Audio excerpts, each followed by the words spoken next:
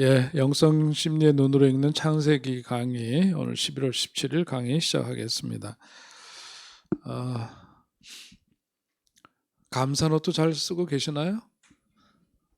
예, 괜찮죠? 대답이 희미합니다. 이렇게 좀 분주하게 사는 삶에서 멈춤이 필요하고 멈춰서 생각을 해야 돼. 그래야 감사도 생기고, 그래, 나 자신에 대해서든 또 가족에 대해서든 또 교회라든지 이웃과 내가 사는 이 세상에 대해서 또 궁극적으로는 하나님에 대해서 멈춰야 생각이 됩니다. 네, 그런 게 우리 필요하고 감사절 은혜 가운데 맞이할 수 있기를 바랍니다. 자, 우리 지난 시간에 했던 말씀 좀 이어서 갈등에 대한 말씀을 좀 했죠. 그리고 갈등 직면에 대한 말씀. 그러니까 우리가 살아가면서 사람들이 사는 곳에는 언제나 뭐가 있어요? 갈등이 있기 마련이다. 갈등이 있는 것은 너무 당연한데 갈등을 직면하도록 왜 그러냐면 보통 갈등이 발생될 때 여기에 대해서 가장 그 사람들이 많이 쓰는 방어 기제가 뭐냐면은 회피예요. 회피. 갈등 좋아하는 사람이 없습니다. 그죠?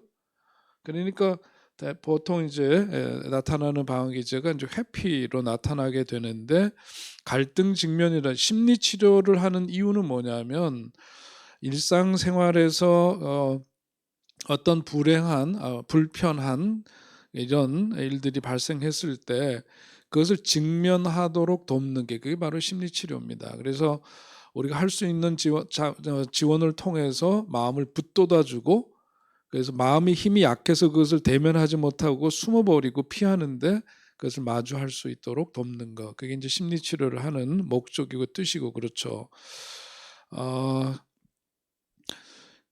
그래서 이 갈등 문제를 얘기하면서 그 스카페 박사가 그 평화들개라는 책이 있는데 거기에 보면 이제 사이비 공동체에 대한 이야기를 거기서 합니다.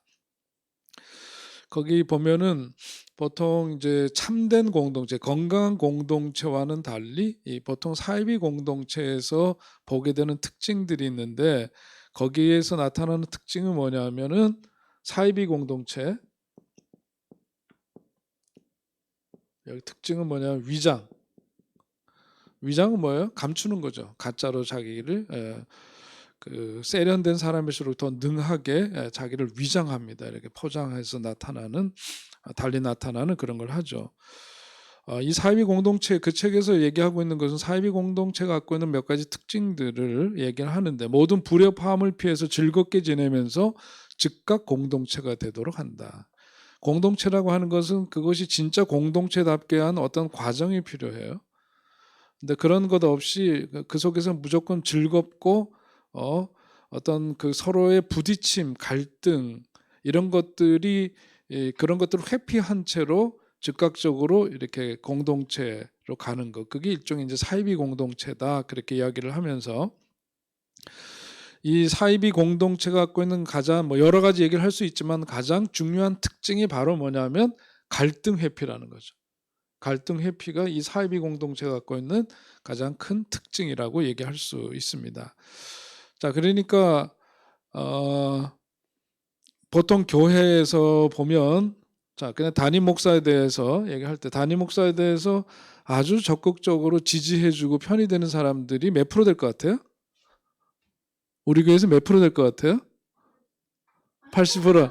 Thank you so much.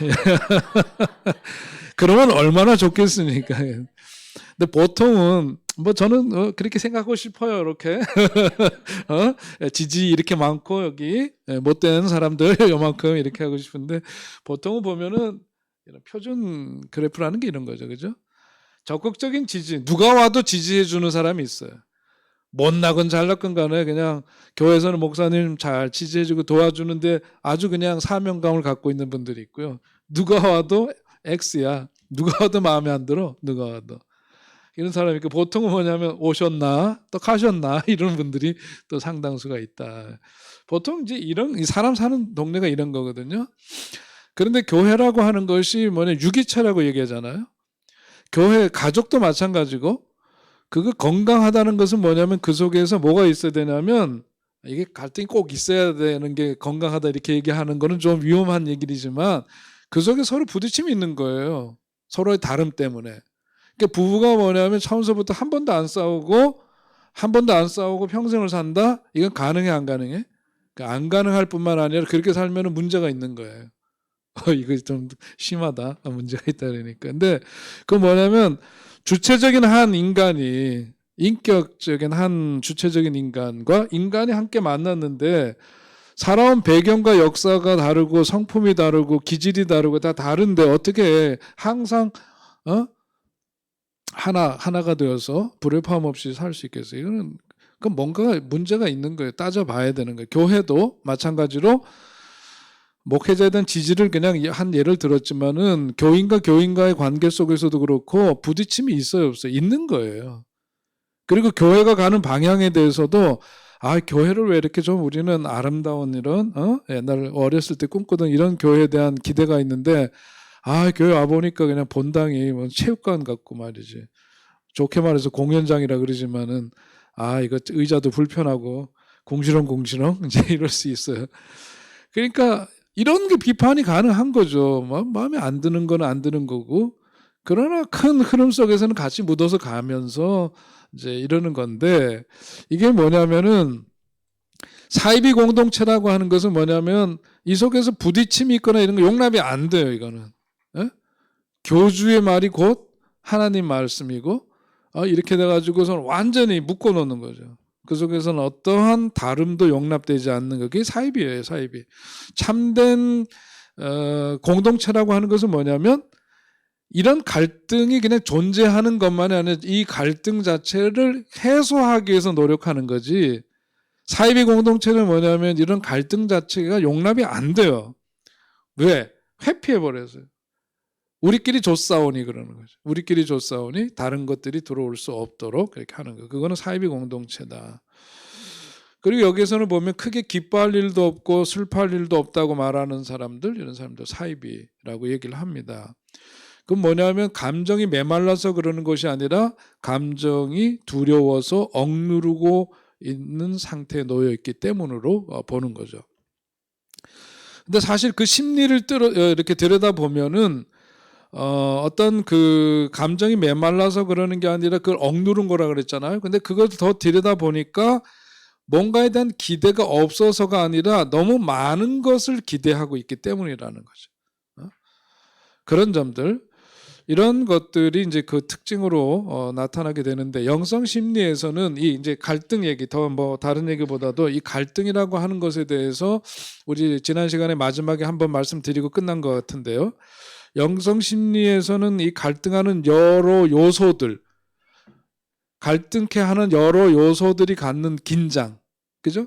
그 어떤 갈등하게 되면 그 속에 생기는 어떤 긴장이 있는데 그 긴장이야말로 생명의 본질 자체다. 그렇게 봅니다. 그러니까 한 사람의 인격이 완성될, 인격이라고 하는 것을 얘기할 때 이 인격이라고 하는 것은 뭐냐면 어떻게 형성이 되느냐? 인격이 그냥 좋은 환경에서 뭐라 그래? 그걸 무슨 화초? 어디에 있는 화초라 그래? 온실에 있는 화초처럼 아무런 저항이나 부딪힘 없이 이렇게 하면서 형성된 게 아니라 진짜 인격이라고 하는 것은 여기에 뭐가 대립과 갈등과 이런 것들이 부딪히는 과정을 통해서 형성되는 게 진짜 인격이죠. 그래서 이런 과정을 경험해 보지 못한 사람들은 폭이 좁아요. 그래서 인격이라고 하는 것은 이런 걸 통해서 형성되고 이런 긴장을 경험하면서 강화되는 거기 때문에 그래서 갈등이라고 하는 것을 굳이 회피할 필요가 없이 갈등이 갖고 있는 그런 긍정적인 그런 부분들을 우리 볼 필요가 있는 것이죠. 그래서 심리학에서 그것을 인격 이론이라고 얘기하는데 바로 인격이라고 하는 것은 이런 걸 통해서 형성되어야 건강한 인격을 소유하게 된다 하는 관점에서 그런 말씀을 드리는 겁니다. 그런데 여기서 주의할 것이 하나 있다 이거죠. 주의할 것이 하나 있는데 이런 대립과 갈등을 통해서 이렇게 건강한 인격이 형성이 된다 그러는데 자아 강도가 약한 사람들, 자아 강도가 약한, 다시 말해서 자아 강도가 약하다라고 하는 것은 심리적인 힘이 약한 사람들이죠. 그래서 우리 감정의 근육 얘기했잖아요. 그죠? 그런 부분들이 약한 사람들은, 자아 강도가 약한 사람들은 이런 갈등과 대립이 소화가 돼, 안 돼? 소화가 안 돼요. 소화가 안 되기 때문에 이것은 자아 강도가 약한 사람들은 이런 과정을 계속 겪다 보면은 건강해지고 그러는 게 아니라 그것을 견디다 못해서 주저앉아 신경증이 유발되는 거예요. 그래서 뉴로시스, 이런 신경증이 생기는 거고, 이 신경증 혹은 심하게 가면은 정신병에 걸리는 원인이 되기도 합니다. 그리고 이것을 끝내 견디지 못하고 마지막에 가는 극단이 뭐예요? 자살로 나타나는 거죠. 자살로 나타나는 거예요. 자, 그래서 이런 점들을 잘 우리가 생각을 하면서 어떤 갈등이라고 하는 것을 잘 견디기 위해서는 우리가 지금 하는 이야기가 왜 나온 거예요? 앞에서 쭉 누구 얘기부터 나온 거죠? 사레와 하갈, 거기에서 사레 그 얘기를 지금 하고 있는 거죠. 거기서 억압이라고 하는 거 지금 다루고 있는 거잖아요. 그 속에서 파생되는 갈등 이야기예요. 그죠? 지금 우리가 갑자기 어디에 서 있는가를 알고 가야 되니까 그 점을 상기하시면서, 자, 갈등을 잘 견디기 위해서는 우리가 기도가 필요하고 어떤 그 묵상이 필요하고, 그런데 그런 것과 더불어서 그보다 사실은 그 이전에 뭐가 중요하냐? 여기서 뭐라 그랬어요? 이런 걸 견디려면 뭐가 강해야 된다? 자아 강도, 힘을 키우는 것이 더 중요하다. 예? 심리적인 힘을 키워야만 이런 것들을 견뎌낼 수 있어요. 그래서 어떤 분들은 똑같은 상황 속에 노출되어 있었는데도 어떤 분들은 확 주저앉아 버리는 경우들이 있고, 어떤 분들은 그것을 통해서 오히려 더 폭이 넓어지고 단단해지는 사람들이 있고, 그렇죠. 이게 바로 어디서 비롯되냐? 자아 강도에서 비롯되고, 이 자아 강도라는 것이 심리적인 힘인데, 이건 어떻게 그러면 키워져야 되느냐? 어릴 때서부터 뭐가 잘 웃고, 또 화가 나면 화난 표시도 하고 울기도 하고, 이런 자기 감정의 근육들을 튼튼히 자유롭게 이렇게 표출하면서 자란 아이들이 건강한 아이. 우리 어른들도 마찬가지로 그런 부분들을 억압하는 게 아니라 그것을 인정하고 잘 표출할 수 있어야 되죠. 그래야 심리적인 힘이 건강해져 단단해진다. 그러니까 이 억압이라고 하는 것에서 이제 갈등의 이야기로 왔는데요. 또 그 속에 또 들여다보니까 어떤 요소들이 또 있느냐면은, 이제 사레와 하갈과의 관계 속에서 볼 수 있는 또 하나의 어떤 지점이 있는데, 그것은 바로 시기 질투라고 하는 거예요. 지금 연예인 중에서 제일 예쁜 여성 연예인은 누굴 꼽아요? 요즘 대세가 누구예요? 나보다 못해서 뭐 다들 관심이 없나 이런 거예요. 지금 여러분 표정이 이건 좀 심하다. 누구? 우리 때는 김지미였는데 지금 김지미 얘기하면 좀 너무 올드하죠. 요즘 누구예요 대세가? 텔레비 안 보지 우리 진짜. 아유. 옛날에는 또 남자 배우 중에서 누가 제일 매력적이에요? 감추지 말고 얘기하세요. 감추지 말고. 에? 누구? 최무령? 지효. 아이고. 지효. 최무령. 예, 당첨. 돌아가신 분이니까 상관없어요. 지혜로워 보니까. 아유, 조인성 이렇게 나왔으면 사실 조금 복잡해졌는데, 최무령 괜찮아요. 연예인들에 대해서 막 이렇게 갖는, 저 사람 너무 잘났잖아. 그리고 가진 것도 많고, 막 이렇게 되면 거기 속에서 나오는 마음이 질투, 시기, 이 둘 중에 어느 거? 질투? 시기 어차피 반반. 시기에 해당돼. 시기. 질투와 시기가 조금 달라요.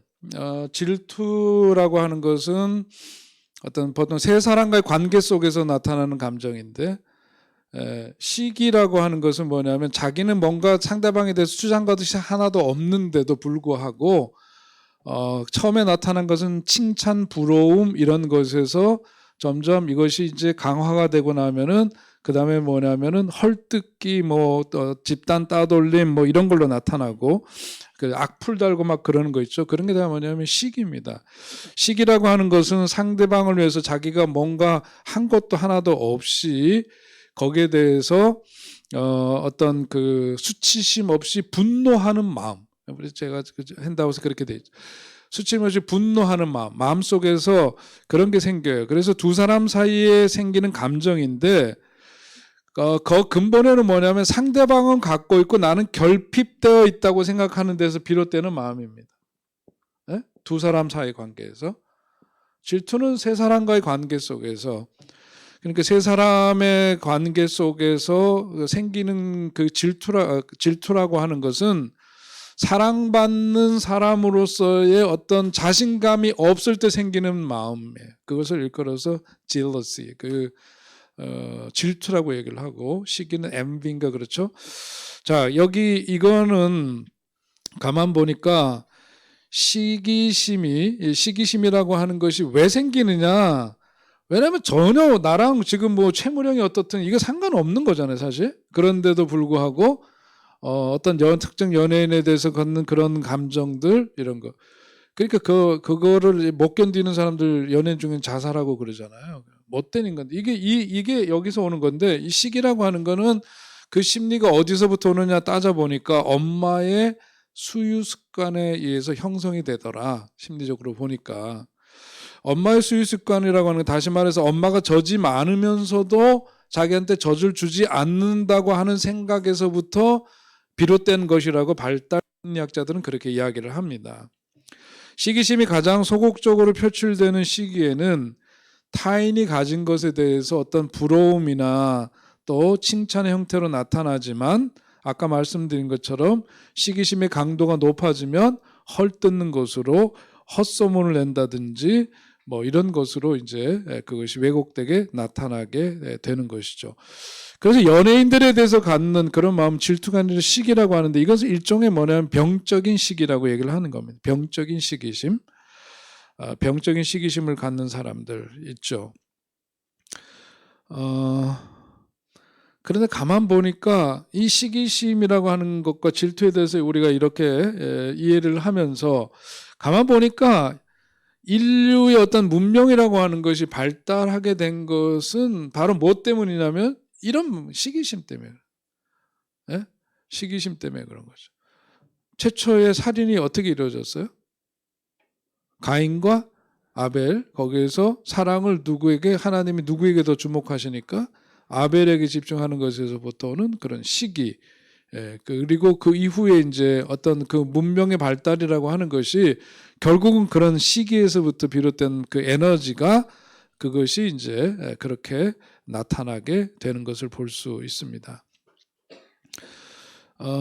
시기심을 극복하는 데에서 그런 문명이 시작되었고, 개인의 정신도 시기심을 극복하는 과정을 통해서 뭐 하게 되느냐? 성장하게 된다는 거예요. 그렇기 때문에 이 시기라든지 이런 질투나 이런 것 자체를 너무 죄악시할 필요는 없다. 이런 부분도 있기 때문에. 그러나 이것이 이제 병적인 것이 될 때 항상 이제 문제가 되는 것이죠. 그죠? 병적인 시기심 이런 게 이제 문제가 됩니다. 우리가 한편으로 또 생각해야 될 것은, 시기심이라고 하는 것은 시기하는 사람도 있지만 그 반대로 보면 뭐 하는 사람? 시기를 당하는 사람도 있어요. 양면으로 봐야 되는데, 시기를 당하는 사람은 자칫하면은 자기가 시기의 대상이 되면서 어떤 생각을 갖게 되느냐? 죄책감을 갖게 된다. 죄책감을 갖게 되고, 죄책감을 갖거나 혹은 또 시기심을 피해서 일방적으로 뭐냐면 그 관계에서 후퇴하게 되죠. 그 관계에서부터 철수한다고 표현해도 되는데, 그런 관계에서부터 빠져나오고 싶어 하죠. 또 한편으로 보자면은 또 자기가 하고자 하는 어떤 선을 이런 시기의 대상이 되었을 때 그것을 포기하는 결과를 초래하기도 하는데, 이런 가운데서 시기 당하는 사람들은 무엇보다도 자기가 그럼 어떻게 해야 되느냐? 자기가 받고 있는 그런 고통을 시기를 자기가 당할 때 그럴 때는 자기가 당하는 그 고통을 스스로가 뭐 해야 돼? 인정을 해줘야 돼. 내가 그 시기의 대상이 되고 있는 것을 인정해주고 그럼에도 불구하고 자신의 가치를 폄하하지 않도록 하는 것. 그것이 자기를 프로텍트, 보호하고 자기를 케어하는 방법입니다. 그리고 자신이 가진 그 선, 착할 선, 그 선을 끝까지 믿고 포기하지 않고 가는 것. 여러분 이 이야기가 좀 그냥 이렇게 얘기하는 게 좀 딱딱해 보이지만 이런 이야기는 항상 우리는 어디에 내 생활 속에 적용을 해보는 거죠. 가장 대표적으로 이런 부분들이 발생되기 쉬운 게 어때요? 교회. 교회에서 누가 열심히 앞장서서 일을 해. 열심히 일을 하다 보니까 담임 목사님이나 목회자들하고도 접촉면이 많아. 그러면 다른 사람들은 가만 보면서 뭘 해? 시기를 할 수가 있는 거죠. 그렇죠? 안 해봐서 몰라요?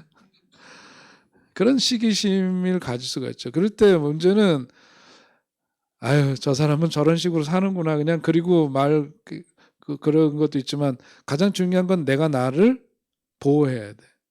그러려면 시기가 당하고 있고 자기가 괴로운 것 자체를 자기가 자기를 위로해주고 인정해주고 그러는 게 먼저 필요하고 예? 그러면서 뭐라 그랬어요 아까? 자기가 지금 교회를 위해서 하는 거지 개인적인 관계에서 일을 하는 게 아니잖아요. 그죠? 교회는 뭐예요? 교회는 공적인 주님의 주님의 몸이에요, 몸. 교회는 공적인 곳이라고, 공공성을 띠고 있는 거예요. 주님을 위해서 내가 일하는 거지. 어떤 사람들은 헌금을 드리는데 담임 목사한테 주는 줄 아는 거야. 아니, 진짜 그런 사람 봤어요. 교회를 열심히 하니까 담임 목사한테 잘 보이려고 그런데나? 아니면 우리 집안일 돕는 거예요, 지금? 예? 네, 내가 이 집 주인이고 여러분들이 와갖고 종으로 돕는 거예요? 말도 안 되는 허무맹랑한 그런 생각을 하는 사람들이 있더란 말이죠. 그러니까 사람들로부터 그런 시기를 당할 때 이 점을 분명히 해야 되는 거죠.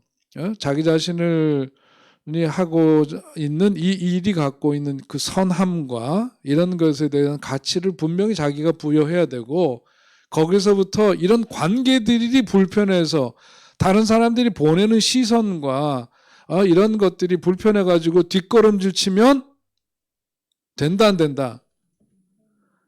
안 된다. 힘줘서 얘기하세요. 힘줘서. 그래서 그리샤의 법칙인가 그거잖아요. 악화가 양화를 구축한다. 그런 얘기 나오잖아요. 못된 사람들 주변에서 궁시렁거리면서 하는 얘기들에 의해서 건강하게 공동체가 자라지 못해. 악화가 양화를 구축하는 거예요. 착하고 선한 사람들 그래서 뭔가 이 본질적인 삶을 추구하는 사람들이 이런 데 자꾸 멀어져 가요. 이게 문제예요. 문제. 제가 세계교회협의회 관계도 하고 그랬잖아요. 제가 기관에서 일하는 것들을 이렇게 보면서도 느끼는 게 그겁니다. 어떤 그 변화의 때에 구조조정이 필요하거나 이러면 여기서 뭐냐면 정말 그 기관에 꼭 필요한 사람들이 있어줘야 되는데 이런 사람들은 뭐냐면 이런 그 대립과 갈등의 상황, 어떤 불편한 상황이 생기면 먼저 빠져버려. 그러면 누가 남느냐? 정말 그 기관을 위해서는 불필요한 사람들만이 남아요. 이게 현실이 그래. 내가 가만 보면은 그게 이제 보통 세상의 법칙인데 그러면 안 된다. 우리 자신도 마찬가지로 이제 그런 점들을 꼭 기억하면서 자기 자신을 잘 케어할 필요가 있습니다. 또 한편으로 이것을 좀 연장해서 생각해 보면 종교적 강박증 같은 것도 생각해 볼 수가 있는데요. 이 종교적 강박증이라고 하는 건 굉장히 참 그 힘든 병입니다. 왜냐하면 이런 종교적인 강박과 믿음은 다른 거거든요. 근데 믿음이라고 착각을 하기 때문에 이것이 고쳐지거나 해결되기 참 어려운 부분들이 있습니다. 그래서 우리가 신앙생활을 하면서 이런 진리를 알지는 진리가 너희를 이게 항상 중요해요. 항상 중요해요. 진리는 우리를 자유케 하는 것인데 종교, 이 신앙생활을 하면서 그것이 우리들의 굴레가 돼버려. 그 속에서 자기를 강박, 억압 이런 상태 속에 몰아넣게 되는 경우들이 얼마나 많은지 몰라요. 그렇게 되면은 병든 신앙인이 되는 거죠. 예수님이 가르쳐 주신 진리에 접했을 때에 우리에게 주어지는 그런 그 자유함과 평화가 없어요. 그러니까 이런 것이 가장 대표적으로 나타났던 시대가 역사적으로 언제입니까? 중세 때죠. 중세 때 그 종교적인 강박이 대단히 심해서 나타난 현상이 뭐죠? 마녀 사냥이죠. 예? 자신들의 그 공동체에서 조금만 벗어나면은 마녀 사냥식으로 다 불질러 죽이는 거예요. 화형시켜 죽이고 이런 극단적인 것들이 횡행하게 되고, 그 다음에 이제 가장 많이 얘기하는 게 우리 교리 시간에 지난주 주제가 이제 죽음 이후의 세계에 대해서 첫 번째 뭐에 대해서 얘기했죠? 지옥에 대한 공부를 했고, 그 다음에 이번 주 이제 천국에 대한 공부를 하는데, 이 지옥에 대한 어떤 강박적인 게 있어가지고 사람을 꼼짝 못하게 만드는 거죠. 예수님 만나서 자유와 해방을 맛보는 게 아니라 지옥에 대한 강박 때문에 이거는 완전히 노예가 돼서 살아가는 시대, 그게 바로 중세 시대였어요. 이런 것들은 다 잘못된 것이다. 자, 억압에 대한 얘기를 하면서 앞에서 어떤 시기, 질투에 대한 말씀, 그 앞에 갈등에 대한 말씀 했는데요. 네 번째는 뭐냐면은 마음이 울지 못하면 몸이 운다라고 하는 거예요. 자, 심리적인 억압이 많은 사람들이 몸살이 자주 걸린대. 예. 그게 뭐냐면은 우리의 몸은 어디 상처가 나면 금방 알지만 마음은 그렇지가 않잖아요. 그러니까 이 심리적인 억압들이 계속 생기면은 그것이 결국은 어디로 표출되게 되냐면은 몸으로 나타나게 돼 있어요. 그러니까 나 같은 사람들. 그러니까 저는 항상 이것이 하나의 사인이라고 저는 생각을 해요. 안 들리는 거. 이게 뭐냐면 내가 막 이렇게 힘든 상황들에 노출돼 있고 막 집단적으로 못되게 막 이렇게 하고 그러는 거를 웃으면서 평화로운 척, 나는 누구? 목사. 목사니까 어떻게 해야 돼? 다 관대하게. 그래서 못된 사람일수록 더 중요한 일을 막 맡기고 막 이러면서, 그러니까 아이고 아서라 나중에 보니까 다 그거. 결국은 어떻게 되냐면 그게 어디로 나타나요? 몸으로 나타나요. 멀쩡하던 손이 안 올라가요. 들리던 귀가 안 들려요. 갑자기 여기가 아파서 걷지를 못해요. 원인을 몰라요. 찍어봐서 나오는 게 아니에요. 그게. 그러니까 우리가 몸이 운다라고 표현하죠. 몸이 운다. 그건 어디서 비롯됐냐? 심리적 억압에서부터 오는 거다. 그것이 이제 쌓이니까 그렇게 되죠. 그래서 우리가 화가 날 때 화를 내야 돼요. 화를 억누르면 어디로 터져요. 그게 어디론가 터집니다. 제일 약한 곳으로 터지죠. 그래서 나타나는 가벼운 현상 중에 하나가 뭐야? 두통이 생기는 거지. 열받아서 이걸 풀어야 되는데 안 되니까 그 다음에 머리가 지끈지끈해지는 거야. 요즘은 뭘 드시나? 우리 어머니는 뇌신을 좋아하셨는데 요즘은 뇌신이라는 게 없죠. 옛날엔 뇌신, 옛날 아시죠? 뇌신 알아요? 예. 명랑도 나왔던가. 우리 어머니 가만 보니까 우리 아버님 하도 남한테 잘 섞고 그러니까 열받아서 그러셨던 것 같아요. 보니까 그게 다 심리적인 데서 오는 겁니다. 입맛도 없죠. 막 귀가 아프기도 하고요. 눈이 따갑고 막 그러기도 하고 그렇습니다. 또 어떤 걸로 나타나요? 그런 말 들어보셨어요? 말문이 막힌다고? 기가 막히면 말이 터져 안 터져요? 말도 안 나요. 그 다음에 뭐가 또 막힌대? 숨이 막히죠. 숨이 안 쉬어져. 그게 다 억압에서부터 오는 건데, 마음이 울지 못하니까 몸이 막 우는 거야. 이러면서. 너무 리얼한가? 네. 자, 다섯 번째는 감정이 홍수 상태에 빠진다 그랬습니다. 심리학에서는 생각과 감정이 반반씩 적절하게 있는 상태가 좋다고 말하는데, 생각이 적고 감정이 많이 차지하면 감정이 복받쳐 오르는 경우, 또 의식을 보고 수용을 하면은 그것을 수용을 하면 그 감정을 자기가 느껴서 승화시켜서 다른 관점, 높은 관점을 보고 삶의 질이 향상될 수가 있다. 근데 감정이 휘말리면 홍수 상태가 다시 말해서 되면은 대화가 안 되고 그 속에 뭐가 생기냐? 피해 의식이 생기게 된다. 이것이 다 이제 억압에 대한 연결된 말씀들이에요.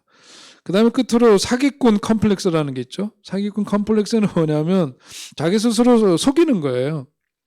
이 억압이 지나치게 되면은 뭐냐면 자기가 거기에 대해서 정직하게 그것을 인정하고 바라보지를 못해요. 그럼 예를 들면 누군가 뭐 이런 일을 하는 걸 보고서는 막 칭찬을 하는데 지나치게 겸손한 거, 그거는 정직한 거냐 아니냐? 안정직이단 말이에요. 그게 안정직한 거다. 그러니까 그걸 일컬어서 좀 심하게 얘기하면 사기꾼 컴플렉스라고 우리가 얘기를 하는데, 청년기 특별히 이런 게 많이 나타난다는 거죠.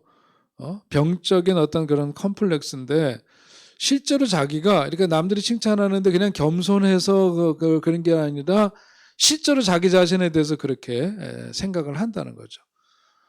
그러면서 이것이 뭐냐면 심리적인 억압에서부터 비롯되는 거예요.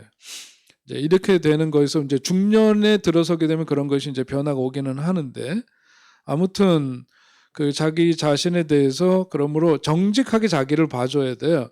칭찬에 대해서 그럼 여러분 이렇게 칭찬을 막 해서 아우 우리 권사님 너무 훌륭하게 이런 거 잘하셨어요. 그럼 뭐라고 얘기해요, 여러분? 아이 무슨 아이 그래서 이제야 나를 알아주는구나 이렇게 이런 거 말고 뭐라 그래요? 고마워요 그렇게 하면 되는 거예요 그냥. 에? 땡큐 그러죠. 아유 목사님 뭐 이런 걸 다 이렇게 하시고 뭐 그래. 아유 고마워요 알아줘서 고마워요 그러는 거예요. 뭐냐면 그런 일을 했잖아. 한 게 사실이고 뭐 나도 기쁘고 그걸 보는 사람도 기쁘고 결과가 좋아서 모두가 해피? 그러면 땡큐죠 뭐 그냥. 근데 아 그런 말 좀 하지 마세요. 아 참네. 그러면서 속으로는 아 이거는 뭐냐면 스스로 정직하지 않은 그런 부분이다. 심리적으로 그런 부분을 보자 이거죠. 자 오늘 이제 이 말씀 쭉 앞에서 했던 말씀 보면서 사례가 보여줬던 것은 뭐냐면 병적인 상태에서 이런 억압이죠. 그리고 여러 가지 심리적인 앞에서 쭉 다루었던 그런 점에서 보자면 어떤 그 병적인 상태에서 하가를 남편에게 준 거예요. 그렇게 보아야 합니다. 나중에 이제 아브라함에 대한 분노의 표현으로 그게 이제 억압이 있기 때문에 튀어나온 거지. 하갈이 그냥 자기한테 대든 거 이제 그거 이따 다루겠습니다만은 그러니까 그것을 그 다음에 어디다 냅다 퍼버대는 누구한테? 예? 아브라함한테 해야 되니까 아브라함이 어떻게 하죠? 하갈을 그대 마음대로 하시게나 이렇게 되잖아요. 그러니까 사람 하나를 완전히 목숨줄을 거기다가 맡기게 되는 일종의 처단이죠. 하갈을 처단하는 이런 상태로 나타나게 되는데, 자 여기서 사례가 아브라함한테 확 덤벼들죠. 덤벼들어 안 덤벼들어? 그래서 하갈 너 인연 여기 이거 요거 아닙니다. 너 인연 어떻게 당장 떠나거라 그러잖아요. 아 오늘 너무 리얼한가 내가 연속곡 봐서 그런가. 그럼 사례가 그 이전의 사례와 냅다 소리 지면서 너 인연 나가 그랬을 때 사례가 어느 쪽이 더 건강? 그거죠. 억압에서 비롯된 병적인 상태에서 비롯된 것이 참담한 결과를 만들었어요. 스스로 사실 자처한 거예요. 여기서 자기 목소리를 내는 게 사례가 건강해진 거죠. 당신 내가 몸종 들인 건 나지만 이러고서는 어떻게 할 거야 이거 어떻게. 그러니까 아브라함이 꼼짝 못하고 그리고 그냥 사례는 그 즉시로 하갈에 대한 처단을 하는 거죠. 이런 게 우리가 보기에는 이건 뭐 복잡한 또 이런 것들이 얽혀 있지만은 사례라고 하는 사람으로 보자면은 그 마음이 건강해진 거예요. 그런 관점을 우리가 볼 필요가 있다. 자, 창세기 16장 7절서부터 16절 그 다음에 나오는 이야기인데요. 자, 읽지 않고 거기에 요약등 한번 보겠습니다. 거기 7절서부터 9절까지는 여호와의 사자의 출현과 하갈을 향한 귀한 명령. 뭐예요 이게? 쫓겨났어요. 하갈이 쫓겨났는데 여호와의 사자가 숲길 샘물 곁에 있는 하갈에게 나타났다. 이게 옛날로 치자면 지금은 뭐 가련동에서 살다가 쫓겨나면 저 구산동 가서 살면 되지만 옛날엔 그런 게 아니에요. 그 동네에서 넌 나가 그리고 나면은 완전히 광야로 나가는 거예요. 허허벌판이에요. 왜냐면 부족 국가니까 그 부족에서 살 수 없는 사람이 되었다는 것은 누구도 보호해주는 보호장치가 없는 길로 내몰린 거거든요. 자, 그런데 여호와의 사자가 숲길 샘물 곁에 있는 하갈에게 나타났고 여호와의 사자가 하갈을 향해서 묻습니다. 어디서 와서 어디로 가느냐 묻는 이야기가 나오고, 그 다음에 하갈이 사라를 피해 도망하는 자신의 처지를 그 여호와의 사자에게 고하죠. 그랬더니 여호와의 사자가 하갈을 향해서 사라에게 돌아가라, 너 살던 대로 돌아가 사라에게 복종해, 그 명령을 따르라고 이야기를 합니다. 그게 9절까지. 10절서부터 14절. 하갈을 향한 여호와의 사자의 약속과 예고, 여호와의 사자가 자손의 큰 번성을 그에게 너 돌아가 그러면서 약속을 주시더라. 여기서 하나님의 사자는 누구일까요? 하나님의 사자가 곧 하나님 자신이에요. 그러니까 구약에서 하나님의 사자라고 표현한 것은 우리가 이제 삼일체 그 교리로 보자면 제2의 그 제2 성자, 그러니까 성자 예수님이 거기에서 출현한 거라고 얘기를 하는데 그 참 그 표현하기가 좀 그렇죠? 예. 그래서 이것을 하나님의 사자는 하나님의 현현이라고 보는 거죠. 하나님이 다른 모습으로 나타났다라고 표현할 수 있어요. 아무튼 이 약속을 줍니다. 큰 번성을 할 거라고 하면서 이스마엘의 출생을 예고하죠. 이스마엘의 성품, 거주지 이런 것들을 예고하는 이야기. 그리고 하면서 하갈이 자기에게 나타나시는 하나님을 그렇게 쫓기고 도망가고 이제 허우벌판에 내동댕이 쳐진 신세임에도 불구하고 돌아가라는 말씀, 그 다음에 미래에 대한 어떤 번영에 대한 약속, 그리고 아들을 낳을 거라고 하고 이름은 이스마엘이라고 하라 하는 이렇게 살피시는 하나님을 보면서 거기에 뭐라고 그러죠? 보일라헤로이라고 해가지고 감찰하시는 하나님, 자기를 살펴주시는 하나님이라는 그런 고백을 그가 합니다. 그리고 이제 15절 16절에 보니까 하갈이 아들을 낳고 아브라함이 하갈이 낳은 아들을 이스마엘이라고 이름하고 이스마엘의 출생 시에 아브라함의 나이는 86세였다 하는 이야기가 이제 창세기 16장 7절부터 16절의 이야기입니다. 자, 우리가 성경을 보면서 이런 걸 통해서도 우리가 쉽게 이 말씀을 읽다 보면 여기서 주는 메시지를 쉽게 포착할 수가 있어요. 자, 보니까 이 사람들 속에서 일어난 일인데 하나님이 개입하시죠, 그죠? 그러면서 하나님께서는 이 모든 하나님이 일하시는 모든 것은 근본적으로 선하다라고 하는 것은 뭐예요? 무슨 뜻이죠? 하갈에게 명령하신 것은 뭐냐면 사라에게 돌아가라. 그 이야기는 결국은 뭐냐면 지금 임신한 상태에서 허허벌판에 내동댕이 쳐지면 어떻게 돼? 그건 곧 죽음이에요, 죽음. 그런데 그 생명을 보호하고 그 아이를 낳아서 하나님의 원래 계획, 구속사의 그 계획과 구원 계획과는 다른 일을 아브라함이 살해하고 저질렀지만 하나님께서는 거기에서 잉태된 그 생명을 보호하시고 양육하시기 위해서, 그리고 더 나아가서는 그로 하여금 또 다른 민족을 형성케 한다 그랬죠. 그래서 그 오늘날 어느 민족의 뿌리가 되죠? 이스마엘이? 아랍 민족. 그래서 그 이슬람들도 그 믿음의 조상은 누구예요? 아브라함이에요. 아브라함. 처음 들으셨나 보다. 아브라함이에요. 그래서 다 거기도 아브라함의 자손이죠. 네, 거기는 아랍계, 거기는 소위 이제 이스마엘의 자손이라고 합니다. 하나님이 일하시는 것은 근본적으로 선하다. 그래서 잠언 19장 21절에도 사람의 마음에는 많은 계획이 있어도 오직 여호와의 뜻이 완전히 서리라, 이런 말씀이 있습니다. 자, 또 한편으로 우리가 함께 본 말씀 가운데에서 어떤 메시지를 또 포착할 수 있느냐. 여러분 보니까 이건 나도 알겠네 이런 말씀 드릴 거예요. 그죠? 보니까 생각나시죠? 근데 뭐예요? 하나님은 자기의 자리를 그렇게 지키지 못하고 거기서 사라한테 대들고 못되게 굴다가 쫓겨났잖아요. 일종의 실패한 인생이죠. 그런데 다시금 돌아가서 그 원자리로 돌아가서 다시금 살 길을 열어주는 기회를 주시는 하나님. 그 하나님.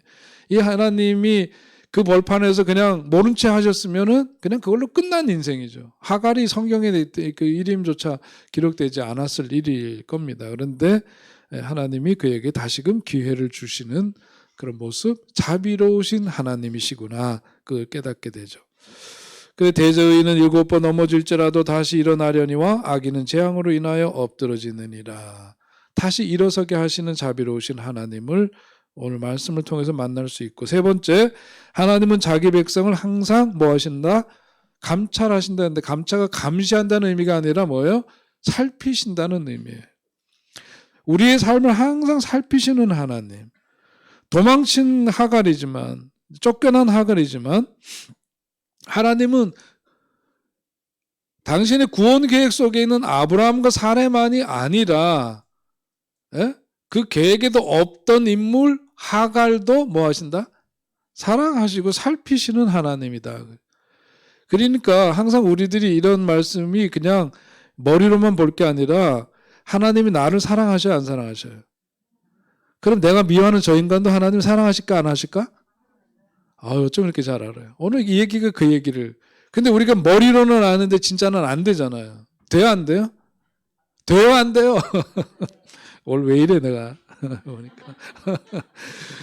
우리가 안 돼요, 잘. 그게 머리로는 알지만 하나님은 누구에게나 다 살피시는 하나님, 하갈도 살피시는 하나님이면, 이야기를 듣는 순간 내가 저렇게 미워하는 저 집사님 혹은 무슨 권사님, 하나님은 나를 사랑하듯이 저 사람도 사랑하시는가비요? 이거 알아야 돼요.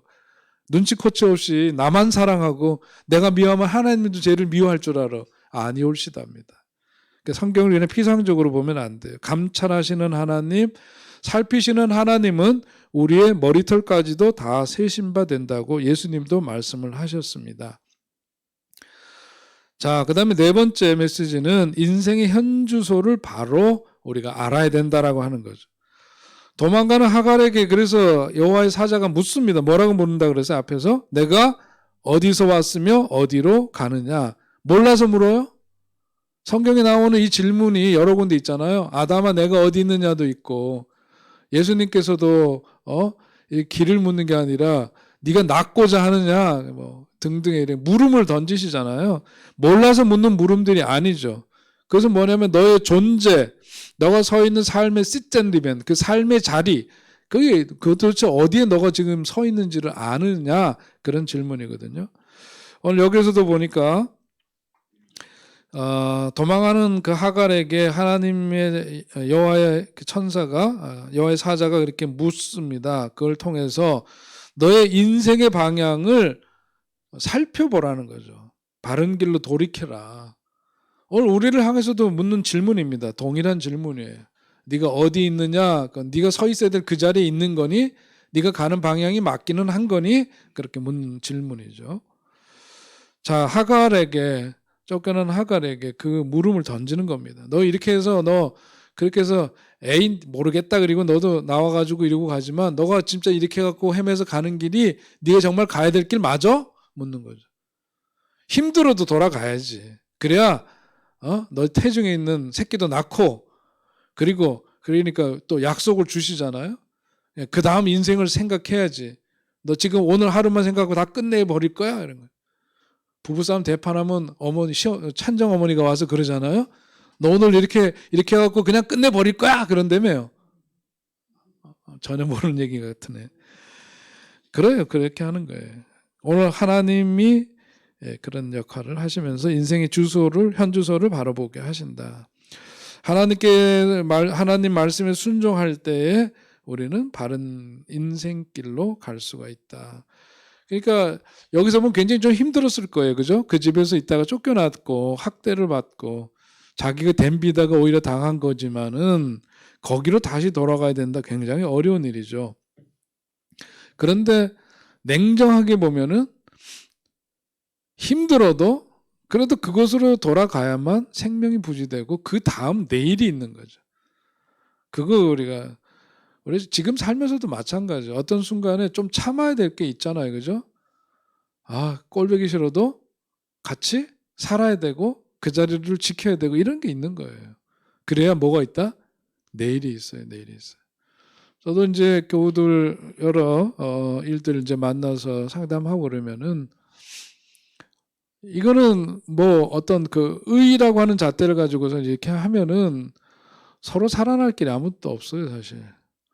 근데 그거를 내일을 위해서 오늘을 견디고 힘들지만 피하고 싶은 그 자리로 돌아가야 되는. 이게 뭐죠? 아까 갈등을 했을 때 갈등을 통해서 우리가 성장하려면은 대립과 갈등을 어떻게 해야 된대요?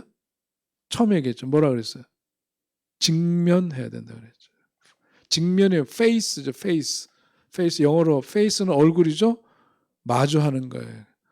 회피가 아니라 그걸 똑바로 쳐다보고 마주하는 거. 그래야 내일이 있고 살 길이 열린다.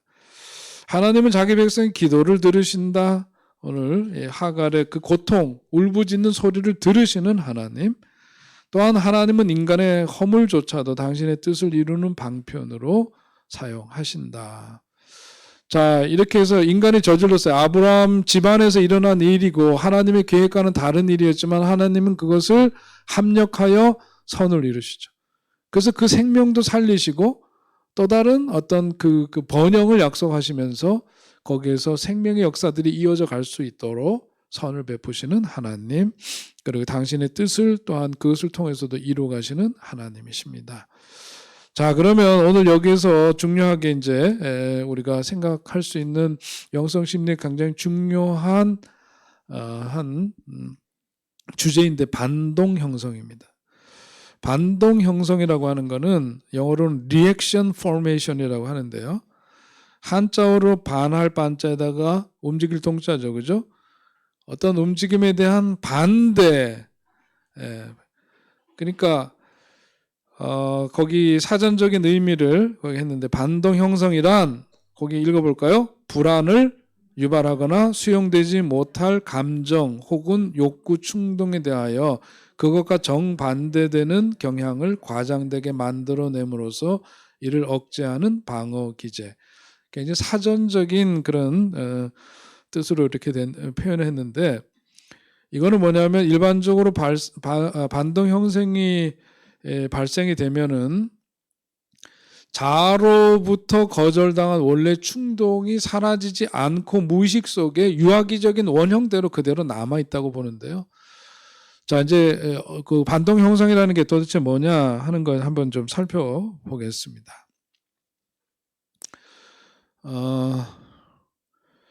내숭을 떠는 거, 이런 게 이제 반동 형성의 한 외화된 표현이죠. 내숭 떠는 거. 우리 안에 어떤 자아가 내 안에 욕구를 보게 되면은 그것과 반대되는 행동을 하는 경우들이 있어요. 왜 그럴까? 그 욕구가 좋다고 나쁘다고 어느 쪽? 그 욕구가 자기 속에서 일어나는 그 욕구가 나쁘다고 생각하니까 자기 자아가 자기 내면을 보면서 그 욕구 자체가 나쁘다고 생각하니까 어떻게 돼? 그 욕구와는 반대되는 모습으로 나타나는 거예요. 그것을 이름하여 전문용어로 내숭이라고 얘기하죠. 내숭 떤다는 얘기 들어보셨죠? 그게 바로 그거를 말하는 거예요. 오늘 이제 그 사례와 그 하갈의 관계에서도 보지만은 철저한 복종과 충성을 다하던 사람이 나중에 배반합니다. 그러니까 보통 때 하갈이 얼마나 사라한테 충성을 다했겠어요, 그죠? 그런데 같은 여자로서 보니까 우리가 금수저, 흙수저 얘기하는 게 그런 거죠. 날 때부터 이건 내 선택이 아니라 그런 속에서 태어났어. 흙수저야. 아니 흙수저도 아니고 무수저래네 또 요즘은. 예? 숟갈도 없이 태어났어. 누구는 흙수저라도 있는데 누구 숟갈도 없이 태어났대. 금수저로 태어나고 흙수저로 태어났다. 그 흙수저 입장에서는 그게 공정해 안 공정해요? 안 공정이잖아요. 그러면 하갈의 입장에서도 보면 사례한테 충성을 다해야 사니까 열심히 앞에서 머리 조아리고서는 마님 그랬지만 속으로는 니나 내나 뭐가 다른데? 이러는 거지. 미모로 보자면 내가 한 미모 더 하지 뭐 이런 생각이 있었을지도 모르죠. 그렇죠? 이제 그런 속에 있다가 마음속에는 뭐냐면 살해의 자리를 차지하고 싶은 마음이 여성으로서 있었을까 없었을까? 당연히 있었겠지. 그러나 신부는 몸종이야. 그건 꿈도 꾸지 못했는데 어느 날 기회가 왔으니 그것도 그 여주인이 주인 주인한테 아브라함한테 가서 잠자리를 같이 하라 그러니까 속으로 뭐라 그랬을까? 할렐루야는 아니지. 아싸. 맞아. 아싸가 여기 할렐루야는 아직 아니에요. 그때 그 시대에는 아싸 이렇게 됐어요. 그리고 나니까 사례의 마음에서는 뭐라 그래? 저는 충성하고 내가 죽으라면 죽은 신령도 하는 여자니까 그러니까 들여보냈는데 나중에 그것이 역전이 되잖아요. 역전이 되죠. 하갈은 뭐냐면 끝까지 자기 마음을 뭐하고 있었던 거죠? 감추고 있었던 거예요. 자기 욕구를 속이고 사례를 속인 거예요. 주체적으로 행동하고 싶었던 것을 복종하면서 자기 안에 그것을 제어하고 억제를 했던 것이죠. 예? 그런 걸 일컬어서 이제 반동 형성이라고 하는 건 바로 그런 걸 말하는 겁니다. 자, 사랑하기 때문에 뭐 해요? 뭐 할 수 있어요? 사랑하던 사람에 대해서 나랑 별로 상관없는 사람한테 우리들의 감정이 동원이 돼야 안 돼요? 안 되죠. 사랑하기 때문에 뭐 하냐면 사랑한 만큼 뭐 해? 등을 돌리면 미워하는 거예요. 그게 반동 형성이. 사랑하지 않으면은 거기 감정이 안 실려요. 사랑하니까 미움이라고 하는 감정이 거기서 나오는 거예요. 생명과 죽음도 마찬가지입니다. 생명과 반대되는 죽음도 삶에 대해서 굉장히 살고 싶은 집착과 그런 것이 강한 사람들이 자살률이 높을까 적을까? 예? 살려고 그렇게 애쓰고 살고 싶어하는 사람의 자살률이 더 높아요. 반동 형성이에요. 말의 내용과는 반대되는 욕구가 있는 거예요. 네? 자기를 뭐 하는 거죠 지금? 감춘 거죠. 자기를 감춘 거예요.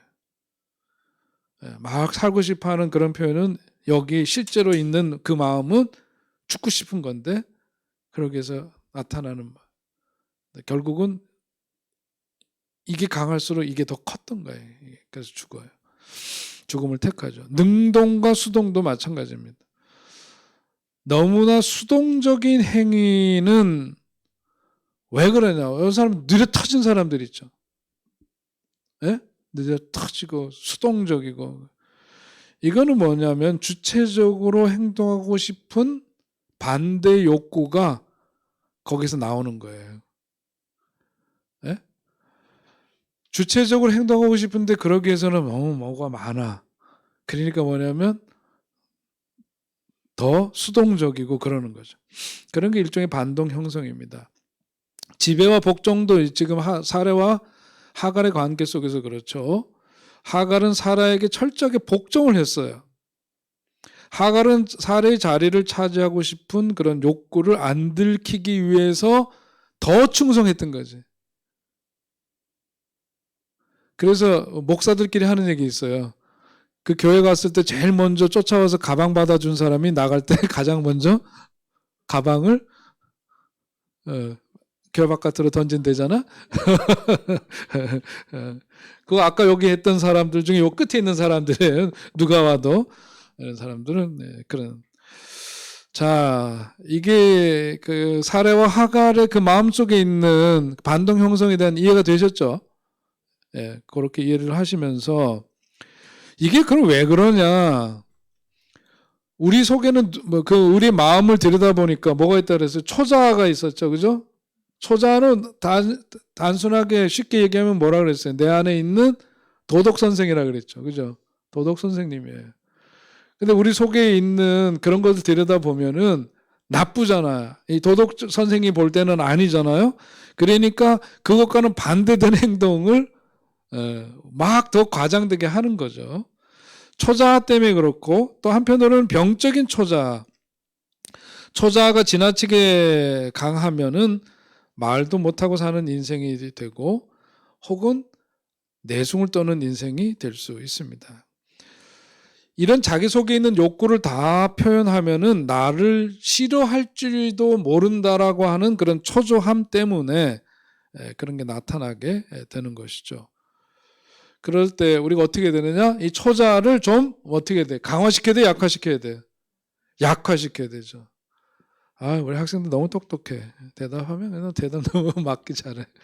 초자를 약화시켜야 돼요. 이게 너무 세니까 거기에 따른 반동 형성이 계속 형성이 되는 거예요. 이게 너무 세니까. 또 나타나는 게 뭐냐? 반동 형성에서 보게 된 건 지나침입니다. 지나침. 반동 형성이 지나치면 뭐가 생기느냐 하면 공포감이 생겨요. 근데 이 공포감이 생기는데 이것이 무서운 것이 아니라 실제로는 그 대상에게 끌리는 것에 대한 자기 자신이 무서운 거예요. 그러니까 예를 들면 누가 어디서 뭐 바람 폈더라 뭐 이런 거 하면은 막 흥분하는 사람들이 있죠. 예? 다른 사람들보다 지나치게 흥분하는 건 뭐냐면 자기 속에 있는 그 부분이 들킬까 봐.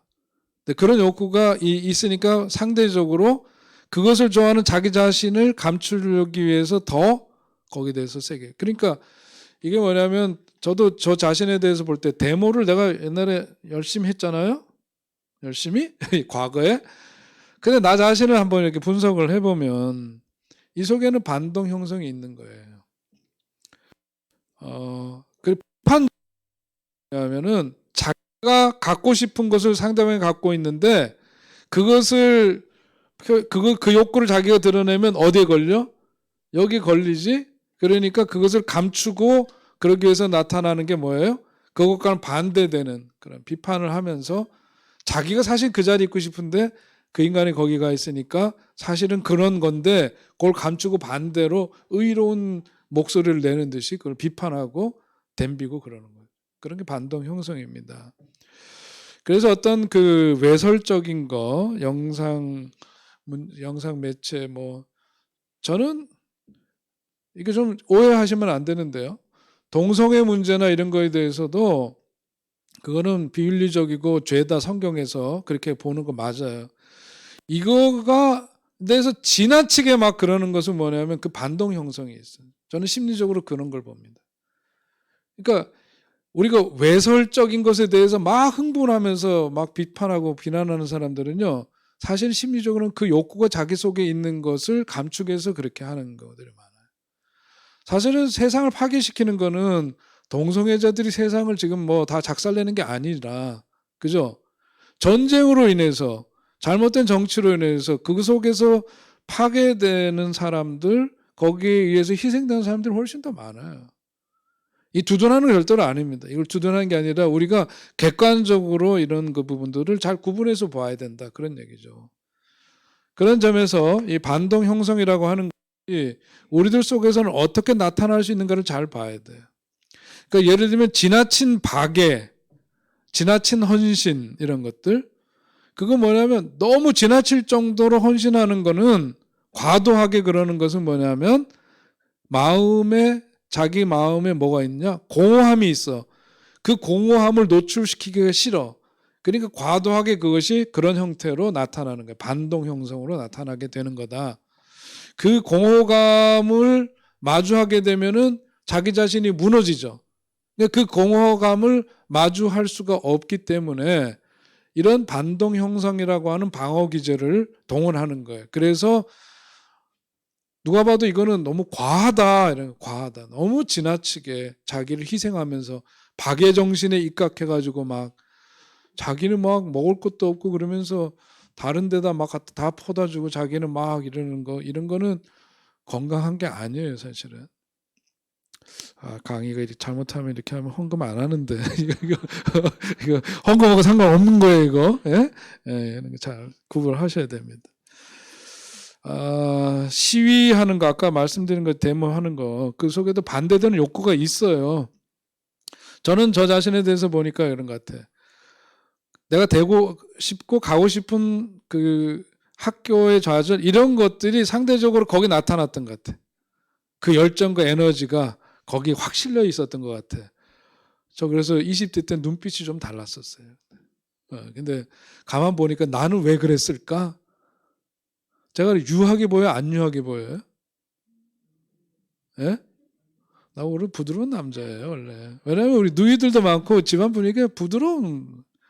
근데 어떤 때는 뭐냐면 내가 좀 과도하게 20대 때 보면은 와, 그 앞에서 막 이런 거는 뭐냐면 그게 반동 형성이었구나. 내가 보니까. 그런 나를 감추기 위해서 더 과격하고 말도 세게 하고 후배들한테 그 아주 엄격하게 하고 이러는 거가 세게 자기 자신을 보이기 위한 내 속에 있는 그거를 감추기 위한 반동 형성이었구나 그런 거죠. 동일시 다음 시간에 하고요. 오늘 시간이 돼서 여기까지. 질문 없으시죠? 네, 기도하겠습니다. 하나님, 오늘 또 좋은 만남 주심을 감사합니다.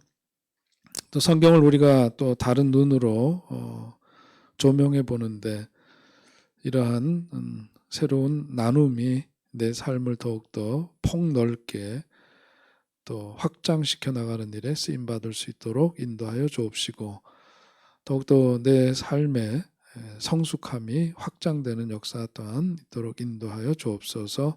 생각하고 말하는 그런 모든 것들 속에 더욱더 건강하게 우리의 삶이 자라갈 수 있도록 인도해 주옵소서. 다시 또 만날 때까지 우리의 삶 속에 함께 해주시는 주님께 또한 감사드리며 예수님의 이름으로 기도하옵나이다. 아멘. 수고하셨습니다.